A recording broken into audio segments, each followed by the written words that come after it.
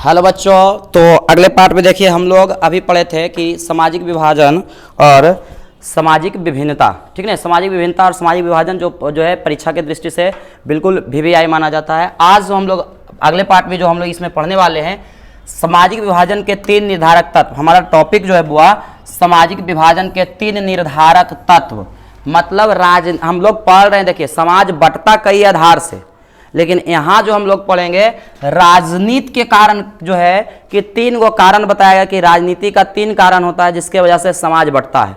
तो कहता है सामाजिक विभाजन के 3 निर्धारक तत्व, मतलब समाज बटेगा यह निर्धारित करता है, उसके लिए 3 गो तत्व बताया गया, मतलब 3 बात बताया गया है। तो पहला जो है कहता है कि समाज तभी बटेगा, तो जो देखिए प्रत्येक लोगों में 2 प्रकार की चेतना होता है। लोगों की जो सोच होती है 2 प्रकार की जो है सोच होती है। चेतना मतलब सोच, तो 2 लोगों की जो है देखो ध्यान से, प्रत्येक लोगों में 2 चेतना होते हैं, पहला स्थानीय और दूसरा राष्ट्रीय। जब लोग स्थानीय चेतना पर अधिक बल देते हैं तो समाज जो है समाज में असंतुलन पैदा हो जाता है, लेकिन जब लोग अपनी स्थानीय चेतना को भूलकर राष्ट्रीय चेतना पर अधिक बल देते हैं तो समाज में जो है कोई समस्या नहीं होती है। और भारत जो है विभिन्नताओं का देश है, फिर भी सभी नागरिक सर्वप्रथम अपने आप को क्या मानते हैं, भारतीय मानते हैं, तभी तो हमारा देश जो है अखंडता और एकता का प्रतीक है। देखिए ध्यान से समझिएगा, समझाने का प्रयास करते हैं क्या कहा बात। देखिए कहता है कि पहला बात जो बोला कि प्रत्येक जो व्यक्ति होता है, मान लिया यही देखिए एक व्यक्ति है, तो प्रत्येक व्यक्ति में 2 प्रकार का क्या होता है, सोच होता है। 2 प्रकार का सोच। पहला एक क्या होता है, तो आपका एक जो है क्षेत्रीय स्थानीय, ठीक है, और दूसरा जो होता है राष्ट्रीय चेतना, राष्ट्रीय।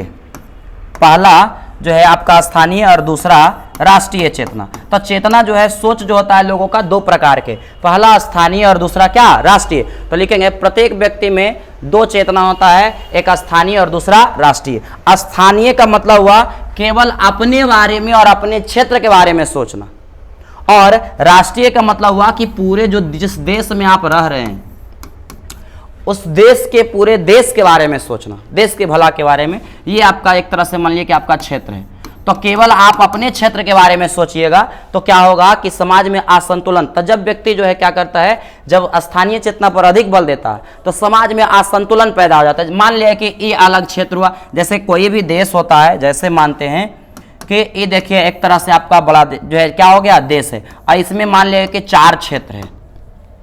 अब 4 क्षेत्र है तो चारों क्षेत्र जो है केवल अपने अपने जो है क्या करेगा, सोच पर बल देगा। यहाँ के लोग कहेगा कि नहीं यहाँ ही केवल विकास हो, ज्यादातर यहाँ के लोग कहेगा कि नहीं यहाँ एकदम विकास हो, सब कुछ मिले। तो यहाँ के लोग भी तो कहेगा कि नहीं यहाँ भी मिलना चाहिए, फिर यहाँ वाला कहेगा यहाँ भी। क्या होगा कि एक दूसरे में मतभेद होगा, और जब मतभेद होगा तो बढ़ जाएगा। लेकिन यहाँ के लोग हो चाहे यहाँ के लोग हो, चाहे यहाँ के लोग हो चाहे यहाँ के लोग हो, सभी लोग चाहे कि नहीं, अगर मान लिया जाए कि यहाँ जो है 10 लाख का विकास हुआ सरकार के द्वारा, तो 10 लाख का विकास यहाँ भी हो, 10 लाख का विकास यहाँ भी हो, और 10 लाख का विकास यहाँ हो। अगर मान लिया कि नली गली यहाँ बना तो नली गली यहाँ भी बनना चाहिए, यहाँ भी बनना चाहिए, और यहाँ भी बनना चाहिए। मतलब सब मिल करके क्या सोचे कि अगर यहाँ विकास हुआ तो यहाँ भी होना चाहिए, यहाँ भी होना चाहिए, और यहाँ भी होना चाहिए। मतलब पूरा देश के प्रति सोचा। तो जब पूरे देश के प्रति सोचेगा, देश के भला के बारे में सोचेगा, तब जो है समाज में किसी प्रकार का कोई समस्या उत्पन्न नहीं होगा। देखिए फिर से देखिए, प्रत्येक व्यक्ति में 2 चेतना होता है, एक स्थानीय और दूसरा राष्ट्रीय। जब व्यक्ति जो है स्थानीय चेतना पर जो है अधिक बल देता है तो समाज में असंतुलन पैदा हो जाता है। अगर इस क्षेत्र का कहेगा कि केवल इस तरफ जो है ये अपना बारे में खाली सोचेगा तो इहो अपना बारे में सोचेगा, ये भी अपने बारे में सोचेगा, ये भी अपने बारे में, और इसी बीच के कारण क्या होगा कि समस्या उत्पन्न होगा, जरा से भी 19-20 होगा, लड़ाई झगड़ा हो जाएगा। लेकिन सबके बारे में जब सोचेगा तो समाज में किसी प्रकार का कोई समस्या उत्पन्न नहीं होता है, और समाज जो है बंटने से बच जाता है। लेकिन अगर जो है क्या हुआ कि लोग स्थानीय चेतना पर अधिक बल दिया और राष्ट्रीय चेतना पर कम बल देगा तो समाज बंट जाएगा। फिर से अब देखिए टॉपिक में आइए।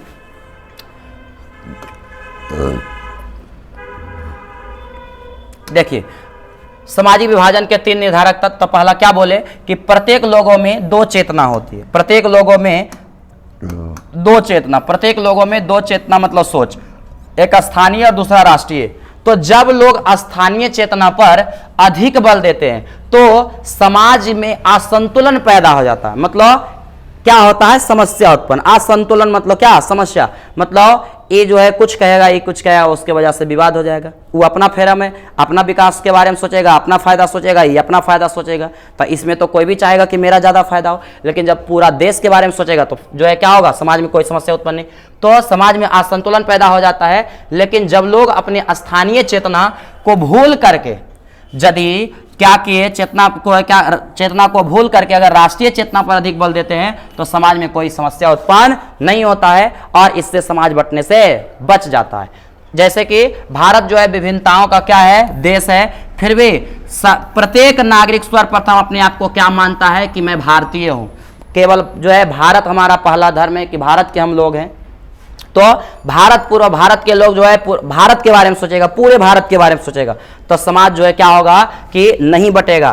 तभी तो हमारा जो देश है अखंडता और एकता का प्रतीक है, क्योंकि हर भारतीय है अलग क्षेत्र का, अलग राज्य का, लेकिन अगर किसी प्रकार का कोई अगर जो है समस्या हो तो सब लोग अपने आप को क्या मानते हैं कि हम लोग भारतीय है। अगर भारत पाकिस्तान में किसी वजह से क्या हो जाए, समस्या, लड़ाई झगड़ा हो जाए, तो सभी जो है आपस में लड़े रहते हैं, आपस में जातीय लगे, धर्म लगे, फिर भी लेकिन उस स्थिति में हम लोग अपने आप को क्या मानते हैं कि नहीं, हम लोग क्या हैं, भारतीय हैं। अगर जो है लड़ाई हो गया पाकिस्तान के साथ, बगल के साथ लड़ाई हो ले, फिर भी लेकिन हम लोग सब मिल करके जो है लाठी लेके क्या होंगे, कोशिश करेंगे कि पाकिस्तान को हरा दें। तो इस प्रकार से जो है पहला। दूसरा, देश की समस्या को राजनीतिक जो दल है किस प्रकार से उठाता है और सरकार के पास किस तरह से रखता है। अब निर्भर ये भी करता है कि कोई भी अगर राजनीतिक दल है तो किस प्रकार से जो क्षेत्र है उसकी समस्या को किस प्रकार से उठाता है। अब मान लिया जाए कि ये मान लिया कि पूरा क्षेत्र है, ठीक है, अब क्षेत्र 4 गो है। अब क्या किया कि कोई राजनीतिक दल केवल यहाँ की समस्या को सरकार के पास पहुंचाया और यहाँ के बारे में अगर पूछे तो यहाँ के बारे में कुछ बतेबे नहीं करे सरकार। बल यहाँ बहुत अच्छा है, कोई दिक्कत नहीं है, और यहाँ जो है सभी लोग बहुत गरीब है, यहाँ के लोगों को कॉलोनी पास करा दीजिए, इंदिरा आवास पास करा दीजिए, यहाँ के लोगों को जो है आधार कार्ड, राशन कार्ड सब बनवा दीजिए।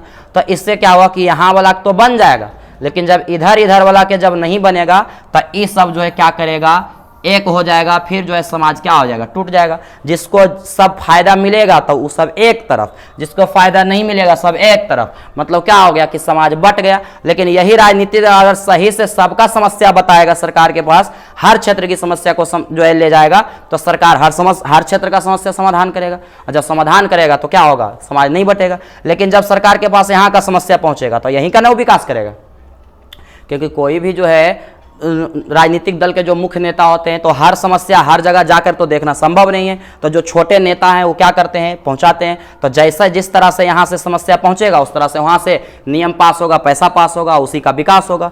तो अगर जो है सही से समस्या नहीं पहुंचा, राजनीतिक दल सही से नहीं पहुंचाया, तब भी समाज बटेगा। तो देखिए क्या कहता है कि देश की समस्या को राजनीतिक दल किस प्रकार से उठाता है और सरकार के पास किस तरह से रखता है। अगर समस्या सही से रखा, सबका समस्या पहुंचाया, तब तो समाज नहीं बटेगा। लेकिन अगर किसी क्षेत्र का समस्या को पहुंचाया और किसी क्षेत्र की समस्या को नहीं बताया तो इससे समाज बटेगा। अगला देखिए, अब निर्भर करता है सरकार पर भी। अब मान ले राजनीतिक दल जो है समस्या सही से पहुंचा दिया, लेकिन अगर सरकार सही से नहीं क्या किया, उसके लिए समाधान किया, तो फिर भी समाज बटेगा। तो सरकार के पास जो समस्या आया है उसका समाधान किस प्रकार से करता है, सरकार के पास जो समस्या आया है उसका समाधान जो है वह किस प्रकार से करता है, इस पर भी सामाजिक विभाजन निर्भर करता है। तो सामाजिक विभाजन के 3 निर्धारक तत्व आपका जो एग्जाम है आपका जो है 4 नंबर में पूछता है वो एक बार फिर से देख लीजिए बढ़िया से। सामाजिक विभाजन के 3 निर्धारक तत्व किसके सापेक्ष में, तो राजनीति के सापेक्ष में, राजनीति के कारण। ऐसे तो बढ़ता है बहुत कारण से, लेकिन यहाँ जो हम लोग पढ़ेंगे किसके परिप्रेक्ष्य में, तो राजनीतिक परिप्रेक्ष्य में। तो पहला लिखेंगे, प्रत्येक लोगों में 2 चेतना होते हैं, एक स्थानीय दूसरा राष्ट्रीय।